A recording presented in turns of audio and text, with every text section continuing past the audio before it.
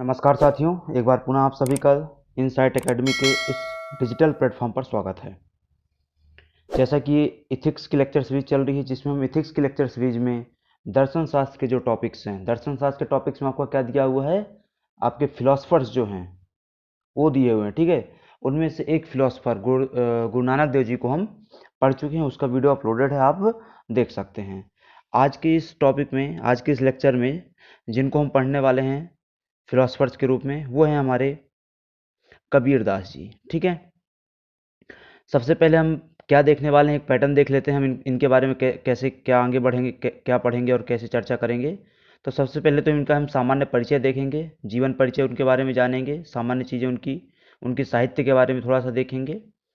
फिर आएंगे हमारा जो इथिक्स का पोर्शन है, इथिकल पोर्शन है, नीति शास्त्र का जो भाग है उसमें। ठीक है, तो हम इनके विचारों को देखेंगे कि इनके सामाजिक विचार क्या थे और इनके धार्मिक विचार क्या थे। ठीक है, तो सामाजिक विचार, विभिन्न विचार यहाँ पर लिखे हुए हैं, धार्मिक विचारों के तहत भी कई विचार इनके थे, जिनको हम विस्तार से यहाँ पर क्या करेंगे, चर्चा करेंगे।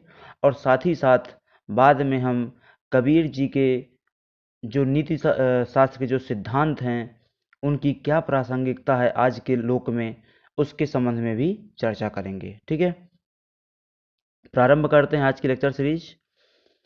सबसे पहले देखते हैं इनका जीवन परिचय थोड़ा सा। तो इनके जीवन परिचय के अगर बारे में देखें तो इनका जन्म कहाँ हुआ था, काशी में। इनका जन्म कहाँ हुआ था, काशी में हुआ था, जिसको आज की भाषा में क्या बोलते हैं, वाराणसी या बनारस बोला जाता है। ठीक है, उत्तर प्रदेश में। वह 15वीं शताब्दी के क्या थे, एक रहस्यवादी कवि, संत और समाज सुधारक तथा भक्ति आंदोलन के क्या थे, प्रस्तावक थे। अच्छे से याद रखना है, हम किस रूप में उनकी चर्चा कर रहे हैं, किस रूप में हम उनका वर्णन कर रहे हैं। तो क्या थे, रहस्यवादी कवि थे, संत थे, समाज सुधारक थे और भक्ति आंदोलन के क्या थे, वो प्रणेता थे। ठीक है, हमारे देश में जो भक्ति आंदोलन चला वो कब चला, मध्यकालीन जो हमारा टाइम पीरियड है, ठीक है, उस दौरान चला। मतलब जब यहाँ पे सल्तनत कालीन शासकों और उसके बाद में मुगल कालीन शासकों का शासन चल रहा था, उस दौरान हमारे देश में भक्ति काल का क्या हो रहा था, एक तरीके से प्रारंभ हो रहा था। ठीक है, भक्ति काल सल्तनत टाइम पीरियड में क्या हुआ था, प्रारंभ हुआ था और बाद में वो अपने सर्वोच्च शिखर पर पहुंचता है मुगल काल में। अब देखते हैं इनके गुरु कौन थे। तो देखो, इनके गुरु के रूप में जो प्रमुख तौर पे नाम लिया जाता है वो कौन थे, रामानंद जी थे। ठीक है, कौन थे, रामानंद जी थे। अब ये जो कबीर दास जी थे, कबीर दास जी का जो जन्म हुआ, ऐसा कहानी प्रचलित है कि कबीर दास जी के जन्म के बाद उनके माता पिता ने उनका क्या कर दिया था, त्याग कर दिया था। तो उनका जो लालन पालन हुआ एक मुस्लिम जुलाहा परिवार के घर में हुआ। ठीक है, किनके यहाँ, मुस्लिम जुलाहा परिवार था, उनके घर में हुआ। ठीक है, तो प्रारंभिक शिक्षा उनने दी। उसके बाद उनको गुरु के रूप में कौन मिले, तो भक्ति आंदोलन के प्रणेता, भक्ति आंदोलन के प्रारंभकर्ता रामानंद जी ने उनका क्या किया, मार्गदर्शन किया। अब आता है कि इनका साहित्य क्या है। देखो, साहित्य वाला पोर्शन हमको बहुत ज़्यादा इंपॉर्टेंट है पढ़ना हमारे इथिक्स के पोर्शन के लिए, क्योंकि 3 मार्कर से जो क्वेश्चन आते हैं, वो जो 3 मार्कर क्वेश्चन अब 2 मार्कर का हो गया। ठीक है, 2019 तक का जो पैटर्न था उसमें 3 मार्कर के प्रश्न जो पूछे जाते थे, 2020 के पैटर्न से उन 3 मार्कर की जगह अब 2 मार्कर पूछे जाएंगे। ठीक है, तो इन 2 मार्कर्स में जो महत्व दिया जाता है, इन्हीं सब चीज़ों को दिया जाता है, उनकी रचनाएं वगैरह पूछ लिए। ठीक है, तो इनकी रचनाओं को देखें तो कबीर दास जी के लेखन का भक्ति आंदोलन पर क्या रहा, बहुत गहरा प्रभाव पड़ा। इसमें कबीर ग्रंथावली, अनुराग सागर, बीजक और सखी ग्रंथ जैसे क्या थे, शीर्षक शामिल थे। इन चारों ग्रंथों में से कौन कौन से, कबीर ग्रंथावली, अनुराग सागर, बीजक और सखी ग्रंथ, इन चारों में जो सबसे ज़्यादा महत्वपूर्ण है वो आपको ही पता होगा, वो क्या है, बीजक। ठीक है, इस बीजक के क्या थे, टोटल 3 भाग थे। कौन कौन से, साखी, सबद, साखी सबद और रामायणी, क्या थे, साखी सबद और रामायणी, 3 भाग थे। उनके छंद सिख धर्म के ग्रंथ गुरु ग्रंथ साहब में क्या किए गए हैं, सम्मिलित किए गए हैं। कबीर जी के छंदों को, कबीर जी के दोहों को कहाँ सम्मिलित किया गया है, गुरु ग्रंथ साहिब में, पवित्र गुरु ग्रंथ साहिब में सम्मिलित किया गया है। ये संकलन का कार्य, कबीर जी के दोहों को गुरु ग्रंथ साहिब में संकलित करने का कार्य किसने किया था, तो 5वें गुरु, गुरु अर्जुन देव जी ने किया था। ठीक है, उन्होंने, मतलब कबीर जी ने अपने 2 पंक्तियों के दोहों के लिए सबसे प्रसिद्धि पाई, जिन्हें कबीर के दोहे के नाम से जाना जाता है। हम सभी को ही सुने होंगे कबीर जी के दोहों को, प्रातः काल में क्या होते हैं, बजते रहते हैं भजन, है ना। कबीर की विरासत अभी भी कबीर का पंथ के रूप में क्या है, एक तरीके से प्रचलित है। जैसे हमारे यहाँ पे क्या है, एक जनजाति पाई जाती है हमारे मध्य प्रदेश में, वो भी क्या करती है, खुद को कबीर पंथी मानती है, ठीक है। तो उसी प्रकार से क्या है, अलग अलग क्षेत्रों में कबीर पंथी विचारधारा के लोग मिल जाते हैं, जो आज भी बाबा कबीर के एक तरीके से विचारों का पालन कर रहे हैं, अनुसरण कर रहे हैं। तो ये क्या हो गया, कबीर दास जी का सामान्य जीवन परिचय हो गया, ठीक है। अब चलते हैं हम हमारे मेन टॉपिक में। हमारे मेन टॉपिक का जो रहेगा कि हमको पढ़ना क्या है नीति शास्त्र में कबीर जी के बारे में, तो इसमें हम जो कबीर जी के विचार हैं उनको दो हिस्सों में डिवाइड करेंगे। पहला है सामाजिक विचार और दूसरा है धार्मिक विचार। जो सामाजिक विचार है उसके तहत हम क्या देखेंगे, सामाजिक विचारों के तहत, कि वो समन्वयवाद की बात करते थे। समन्वयवाद को हम समझेंगे, वो जातिवाद समाप्ति की बात करते थे, वर्ग संघर्ष समाप्त करने की बात करते थे, सामाजिक समस्याओं के समाधान की बात करते थे, मानवतावाद की बात करते थे और आडंबरों की समाप्ति की बात करते थे। तो इन सभी चीज़ों को हम सेपरेटली समझेंगे। इसके अलावा धार्मिक विचारों में वो क्या बोलते थे, एकेश्वरवाद की परिकल्पना करते हैं। धार्मिक विचारों के तहत ही वो गुरु के महत्व के इंगित करते हैं। इसके अलावा वो मनुष्य के आध्यात्मिक कल्याण की बात करते हैं और आत्मा के संबंध में भी वो अपने विचार प्रकट करते हैं, ठीक है। तो ये क्या है, उनका सामाजिक और धार्मिक विचारों के बुलेट पॉइंट्स हैं, जिनको अब हम डिटेल में देखेंगे, ठीक है। तो सबसे पहले आता है उनका सामाजिक विचारों के तहत, वो क्या है आपका, सामाजिक समरसता एवं समन्वय की बात करते थे। समझते हैं क्या होता है सामाजिक समरसता और समन्वय। देखो, अगर आप चले जाइए जो कबीर जी का टाइम पीरियड है, लगभग 15 और 16वीं शताब्दी का जो कालखंड है, उस समय मुस्लिम आक्रांताओं द्वारा यहाँ क्या किया जा रहा था, बाहरी जो आक्रांता थे उनके द्वारा क्या किया जा रहा था, यहाँ देश में हमारे आक्रमण किया जा रहा था। बहुत सारी जनसंख्या क्या हो रही थी, परिवर्तित हो रही थी, धर्मांतरण हो रहा था, मजहबी अंतर उत्पन्न हो रहा था। तो इस परिस्थितियों में कबीर जी क्या कर, और उन सब के कारण क्या हो रहा था, हमारे यहाँ पे वर्गीय संघर्ष बढ़ता जा रहा था, ठीक है, मजहबी संघर्ष बढ़ता जा रहा था।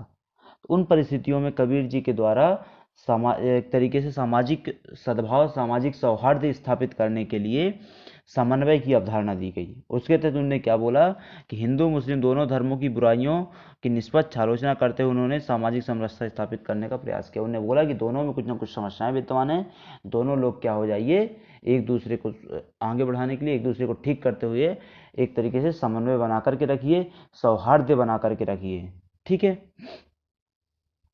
दूसरा जो सिद्धांत है उनका सामाजिक विचारों में, वो है धार्मिक आडंबरों का विरोध करना। अब देखो, यहाँ पे क्या था, जैसे हमने जस्ट ऊपर पढ़ा कि उनने समन्वय में क्या बोला था, दोनों धर्मों की उनने निष्पक्ष रूप से आलोचना की, ठीक है। तो अब यहाँ पे जो आडंबर विद्यमान थे, दोनों धर्मों में विद्यमान थे, मुस्लिमों में भी और हिंदुओं में भी। तो इन दोनों धर्मों के आडंबरों की उनने क्या की, एक तरीके से आलोचना की और उनमें सुधार की बात की। तो कबीर जी आडंबरों का विरोध करते हुए एक प्रगतिशील समाज की संकल्पना प्रस्तुत करते हैं। सीधी सी बात है, अब अगर आपको, हमको अगर किसी समाज को प्रगतिशील बनाना है, प्रगतिशील मतलब जो क्या हो, आधुनिक विचारों के साथ आगे बढ़ने वाले विचार रखता हो, ठीक है। अगर प्रगतिशील विचार वाला बनाना है किसी समाज को, तो हमको उसकी रूढ़िवादिताओं को, आडंबरों को समाप्त करना होगा। तो कबीरदास जी लिखते हैं कि अपने दोहों में, जैसे हिंदू धर्म में जो चीज़ें विद्यमान थी उसके लिए वो क्या लिखते हैं कि पाहन जो आडंबर विद्वान थे उनके खिलाफ लिखते हैं, हिंदू धर्म के आडंबरों के खिलाफ, कि पाहन पूजे हरि मिले तो मैं पूजू पहाड़, ताते ये चाकी भली पीस खाए संसार। अर्थात अगर पाहन मतलब क्या होता है, पाहन मतलब पत्थर, बाकी तो आपको समझ गए होगे, पाहन मतलब तो पत्थर। तो पाहन पूजे हरि मिले, अगर पत्थर पूजने से हरि मिलते हैं तो मैं पूजूं पहाड़, अगर पत्थर पूजने से हरि मिलते हैं तो मैं पर्वत को पूजूंगा। पहाड़ मतलब क्या होता है, पर्वत, है ना, तो मैं पर्वत पूजूंगा। अगर ऐसा नहीं होता है, उन्हें बोला कि ऐसा हुआ तो ठीक है, अगर ऐसा नहीं होता है तो ताते तो चाकी भली पीसी खा संसार, इससे अच्छा तो पत्थर की बनी हुई चक्की है, जिसमें पीसे हुए अन्न को पूरा संसार क्या करता है, ग्रहण करता है। इस प्रकार से उनने हिंदू धर्म के आडंबरों पर क्या किया, प्रहार किया। मुस्लिम धर्म के आडंबरों पर प्रहार करते हुए बोलते हैं कि कांकर पाथर जोरी के मस्जिद लई बन चुनाए, ता ऊपर मुल्ला बाग दे क्या बहरा हुआ खुदा है। क्या बोलते हैं वो कि कांकर पत्थर, मतलब वही आपके कंकर पत्थर जोड़ करके आपने मस्जिद तो बना ली, मस्जिद लई चुना, मस्जिद तो बना ली आपने, ता ऊपर चढ़ मुल्ला बाग दे, मतलब उसमें बार बार जो 5 बार की नमाज पढ़ी जाती है, 5 बार वहाँ पे एक तरीके से एक पूजा पाठ जो भी होता है उनका वो किया जाता है, ऐसा चिल्ला चिल्ला के बोला जाता है। उनके हिसाब से क्या है कि चिल्ला चिल्ला के बोला जाता है, तो ऐसा क्यों कर रहे हो, क्या खुदा बहरा हो गया है, क्या बहरा हुआ खुदा है। ठीक है, तो कांकर पाथर जोरी के मस्जिद लई चुनाए, ता ऊपर मुल्ला बाग दे क्या बहरा हुआ खुदा है। ये कबीर जी के क्या थे, मुस्लिम धर्म के आडंबरों के खिलाफ क्या थे, विचार थे। अब चलते हैं अगले सामाजिक विचार में उनका, वो क्या है, वर्ग संघर्ष के खिलाफ। वर्ग संघर्ष के खिलाफ कबीर जी काफी मुखर थे। कबीर समाज में शोषित और शोषक के भेद को मिटा करके एक साम में स्थापित करना चाहते थे। यहाँ साम नहीं आएगा, क्या आएगा दोस्तों, साम में, मिस टाइप है वो, मिस टाइपिंग हुई है। ठीक है, क्या आएगा, कबीर जी क्या करते थे, एक ऐसा समाज स्थापित करना चाहते थे जहाँ पे ना कोई शोषक वर्ग होगा ना कोई शोषित वर्ग होगा, सब क्या होंगे, समान होंगे। शोषक वर्ग कौन होता है, शोषक वर्ग कौन होता है, जो शोषण करता है, जो किसी के साथ गलत कर रहा है, किसी को दबाने का प्रयास कर रहा है, अपने लाभ, उच्च पद उच्च लाभ का क्या कर रहा है, उस चीज का, दबदबे का एक गलत अनुचित प्रयोग कर रहा है। अशोषित क्या है, जिसके खिलाफ शोषण किया जा रहा है। ठीक है, तो इस वर्ग को, इस भेदभाव को समाप्त करके एक साम में स्थापित करना चाहते हैं। इसी के अंतर्गत कबीर के द्वारा जाति प्रथा का विरोध करके मानवीय गरिमा को प्रतिस्थापित करने का प्रयास किया गया। इसके लिए उन्होंने क्या किया, जाति व्यवस्था का विरोध किया ताकि मानवीय गरिमा को स्थापित किया जा सके। ठीक है, अगला आता है आपका सामाजिक समस्याओं का विरोध। सामाजिक समस्याओं के विरोध के तहत कबीर जी क्या बोलते हैं कि कबीर जी के द्वारा तात्कालिक समय में विद्यमान सामाजिक समस्याओं जैसे सती प्रथा, बाल विवाह आदि के विरुद्ध क्या किया गया, आवाज उठाई गई। तो उस समय जो भी सामाजिक समस्याएं विद्यमान थी उन सब के खिलाफ उनने मुखर होकर के अपनी बात कही। ठीक है, और उनका जो आखिरी विचार आता है आपका सामाजिक विचारों के तहत, वह है मानवतावाद। मानवतावाद के संबंध में कबीर जी का दृष्टिकोण क्या था कि वे मानवतावादी थे। वह मानव को केंद्र में रख करके क्या करते थे, समस्याओं के समाधान को तलाशते थे, उनकी सलाह देते थे। देखो ये बहुत ज़्यादा इंपॉर्टेंट है। अगर आपको मानव का कल्याण करना है, अगर आपको देश में के संविधान में वर्णित लक्ष्यों की प्राप्ति करनी है, तो इस देश में किए जा रहे हर चीज, हर काम का जो केंद्र होना चाहिए वो सदैव कौन होना चाहिए, मानव होना चाहिए। और उसमें भी क्या कि उस व्यक्ति का कैसे उत्थान होने पाए, हो जाए, समाज के अंतिम छोर में खड़े हुए व्यक्ति का कैसे उत्थान हो जाए। ठीक है, तो इसमें सदैव क्या रखना पड़ेगा, हमको मानव को केंद्र में रखना होगा। तो ये क्या थे, कबीर जी के सामाजिक विचार थे। अब देखते हैं कबीर जी के धार्मिक विचारों को। तो कबीर जी के धार्मिक विचारों पर अनेक मजहबों, संप्रदायों और सूफी संतों का प्रभाव पड़ा है। देखो कबीर जी क्या थे, बहुत ज्यादा एक लिबरल प्रकृति के इंसान थे। इससे क्या हुआ, वो सभी धर्म, सभी मजहब, सभी संप्रदाय के लोगों के बीच क्या करते थे, बैठते थे, घुलते मिलते थे उनसे। इससे क्या हुआ, उनके विचारों पर इन सभी का थोड़ा थोड़ा प्रभाव पड़ा। उनके संदेशों उपदेशों को ध्यान से देखने पर एक ईश्वरवाद, निर्गुण निराकार ईश्वर के दर्शन होते हैं। किस प्रकार के दर्शन होते हैं, उनके संदेश, उनके उपदेश, उनकी रचनाओं से। तो एक ईश्वरवाद मतलब ईश्वर एक है। वो जो ईश्वर एक है वो कैसा है, निर्गुणी है। वो कैसा है, निरंकार है। ऐसे ईश्वर के दर्शन होते हैं। सबसे पहले अब जो उनका विचार आता है धार्मिक विचारों में, वो क्या है, एक ईश्वरवाद। जैसा कि नाम से पता चल रहा है, एक ईश्वर मतलब एक ईश्वर होगा सिर्फ। तो कबीर निर्गुण निराकार ब्रह्म के क्या थे, उपासक थे तथा एक ईश्वरवाद में विश्वास करते थे। ये किस प्रकार के ब्रह्म के उपासक हैं? निर्गुण निराकार ब्रह्म के। मतलब कबीर जी मानते हैं कि जो ब्रह्म है, जो परम सत्य है, जो ईश्वर है, वो क्या है? निरंकार है। वो क्या है? निर्गुणी है, उसका कोई आकार नहीं है। ठीक है। उनकी मान्यता थी कि परमेश्वर जो परम सत्ता है वो क्या है? एक ही है। उसे हम मनुष्य राम, रहीम, अल्लाह, जीसस, खुदा, गोविंद, इन सब विभिन्न नामों से क्या करते हैं? जानते हैं। ठीक है। अगला जो विचार है उनका वो है गुरु की महत्ता। गुरु की महत्ता के संबंध में जो कबीर जी के विचार थे, इसको हम एक बार पहले भी डिस्कस कर चुके हैं जब हमने गुरु नानक जी को पढ़ा था। गुरु नानक जी ने भी गुरु और सत्संग की महत्ता को बताया था। गुरु नानक जी ने गुरु और सत्संग की महत्ता को बताते हुए बोला था कि यही जो दोनों हैं जो मनुष्य को मोक्ष के उसमें क्या पहुंचा सकते हैं? मोक्ष के मार्ग पर पहुंचा सकते हैं। तब हमने कबीर जी के बारे में वहीं पे डिस्कस किया था। वापस से देखते हैं गुरु की महत्ता के संबंध में कबीर जी के क्या विचार थे। तो कबीर जी के अनुसार ईश्वर तक पहुंचने का मार्ग सिर्फ गुरु द्वारा दिखाया जा सकता है, अतः जीवन के उत्थान में गुरु का महत्वपूर्ण स्थान है। देखो, प्रत्येक मनुष्य का, हमने पहले भी डिस्कस किया हो, प्रत्येक मनुष्य का जो एक बड़ा अल्टीमेट गोल होता है वो क्या होता है? कि उसको मोक्ष की प्राप्ति हो, वो ईश्वर के चरणों में पहुंच सके। ये जो अल्टीमेट गोल है मनुष्य का, ये सभी मजहबों, संप्रदायों, धर्मों से क्या है? परे है। मतलब सभी मनुष्यों का यही उद्देश्य है कि उसको ईश्वर के परम धाम में, परम चरणों में क्या है? पहुंचना है। ठीक है। तो इस संबंध में कबीर जी लिखते हैं कि गुरु गोविंद दोऊ खड़े काके लागू पां, बलिहारी गुरु आपने गोविंद दियो बताए। मतलब गुरु और गोविंद, गुरु जिनकी हम चर्चा कर रहे थे अभी तक, गोविंद मतलब भगवान, ईश्वर, परम सत्ता, दोनों खड़े हुए हैं। तो कबीर जी का प्रश्न उठता है कि मैं दोनों में से पहले किसके पैर पड़ूं? इस प्रश्न का समाधान कौन देता है? गोविंद देते हैं, भगवान देते हैं। वो क्या बोलते हैं कि बलिहारी गुरु आप नो गोविंद दियो बताए। मतलब पहले किसके पैर पड़ने चाहिए? ये गोविंद जी ने किनको बता दिया? कबीर जी को बता दिया।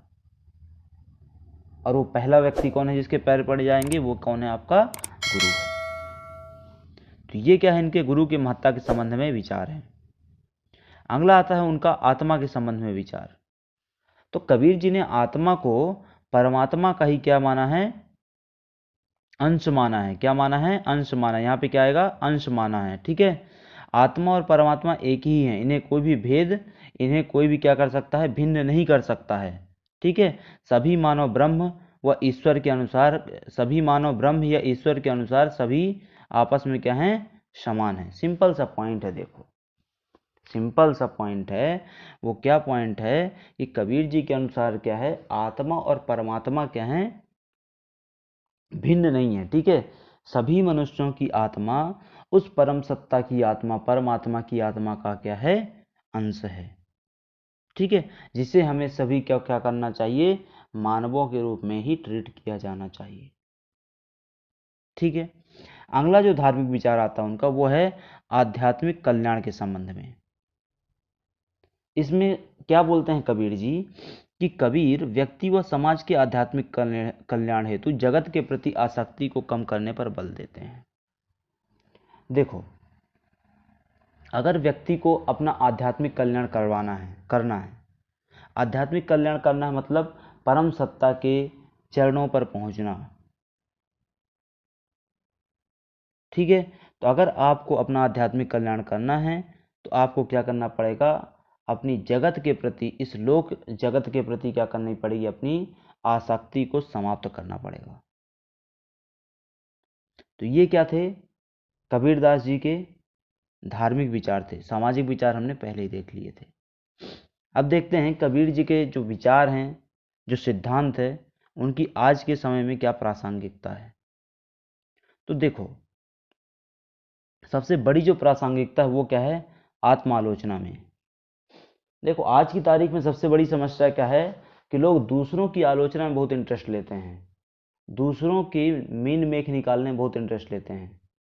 पर स्वयं में जो कमियां हैं उनमें सुधार के लिए कोई प्रयास नहीं करते हैं। पहली बात तो स्वयं की कमियों को हम पहचानते नहीं हैं, और एक दो जो पता भी चल जाते हैं उनको हम स्वीकार नहीं करते, उनमें सुधार करने का प्रयास नहीं करते। तो आत्म आलोचना के संबंध में कबीर जी बोलते हैं कि बुरा जो देखन मैं चला, बुरा न मिलिया कोय, जो दिल खोजा आपने मुझसे बुरा न कोय। बुरा जो देखन मैं चला, मतलब संसार में, जो इस संसार में हम बुराई ढूंढना चल दिए हैं, पर हमको बुरा न मिलिया कोय, हमको कोई भी व्यक्ति बुरा मिला ही नहीं। हम संसार में बुराई ढूंढने निकले, बुरे मानवों को ढूंढने निकले, पर हमको संसार में कोई व्यक्ति बुरा मिला ही नहीं। ठीक है, तो ये क्या है, आत्म आलोचना के संबंध में बोलते हैं। अगला वो बोलते हैं आर्थिक समानता एवं न्याय के संबंध में। आर्थिक समानता एवं न्याय के संबंध में, या यूं कहो कि आर्थिक समानता और न्याय की आज की आवश्यकता जो है आप अच्छे से जानते हैं कि हमारे यहाँ पे आर्थिक असमानता कितनी ज़्यादा विद्यमान है। इस संबंध में कबीर जी बोलते हैं कि साईं इतना दीजिए जामे कुटुंब समाए, मैं भी भूखा ना रहूं साधु न भूखा जाए। मतलब कि हे ईश्वर, मुझे सिर्फ उतना ही दीजिए, मुझे सिर्फ इतना ही दीजिए जिसमें मेरे कुटुंब का क्या हो जाए, पूरा भरण पोषण हो जाए, और उस कुटुंब के भरण पोषण में ना तो मैं भूखा रहूं, ना ही मेरे दरवाजे से कभी भी कोई साधु भूखा जाए। ठीक है, अगला है उनका प्रासंगिकता कि स्वस्थ आलोचना। आज के समय में सबसे बड़ी समस्या क्या जा रही है, लोग आलोचनाओं को स्वीकार करना बंद कर दिए हैं। तो उसके संबंध में क्या बोलते हैं वो कि निंदक नियरे राखिए, आंगन कुटी छबाए, बिन पानी साबुन बिना निर्मल करे शुभाए। क्या हुआ स्वस्थ आलोचना में कि निंदक नियरे राखिए, मतलब जो आलोचक होते हैं उनको सदैव अपने पास रखना चाहिए। उससे क्या होता है, हमारा जो आंगन है, हमारी जो कुटी है, वो साफ स्वच्छ बनी रहती है। ठीक है, वो कैसे कि बिन पानी साबुन बिना निर्मल करे शुभाए, वैसे ही जैसे बिना पानी बिना साबुन के क्या होता है, हमारा मन निर्मल बना रहता है। ठीक है, अब देखते हैं अगला, वो है सामाजिक सौहार्द।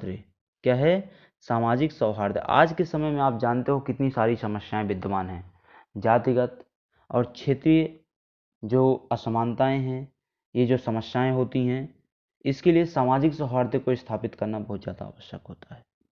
तो उसके लिए कबीर जी बोलते हैं कि ऐसी वाणी बोलिए मन का आपा खोए, औरन को शीतल करे आपों शीतल होए।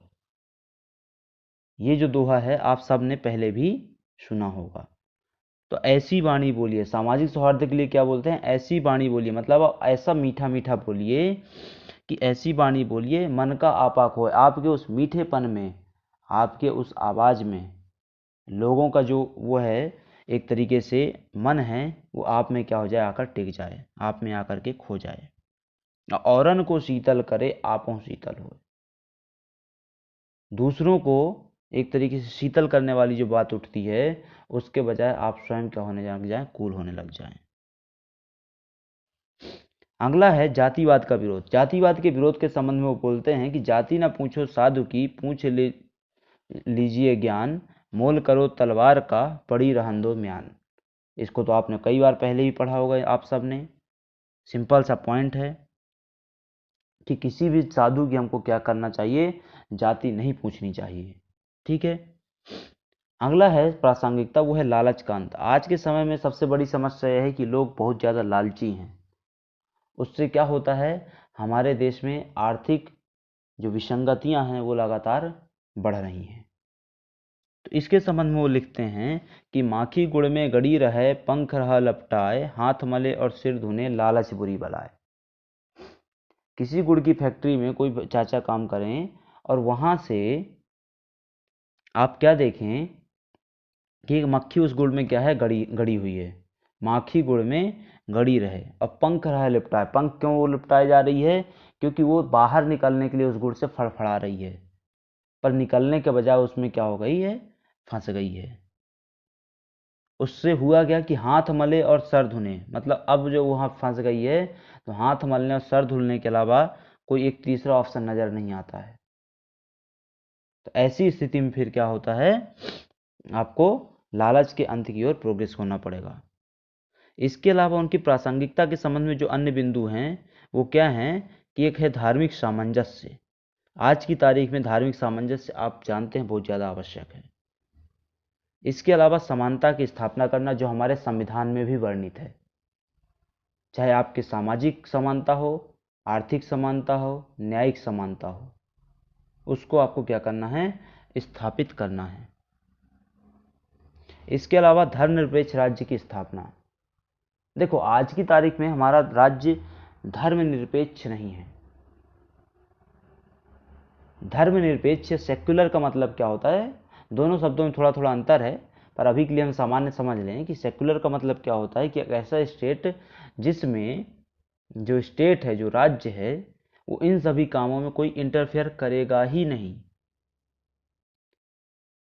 पर हमारे देश में समस्या क्या है कि हमारा जो संविधान है वो किस चीज़ की बात बोलता है कि संविधान जो सरकार है वो सिर्फ किसी एक साथ के साथ एक के लिए ऐसा काम नहीं करेगी।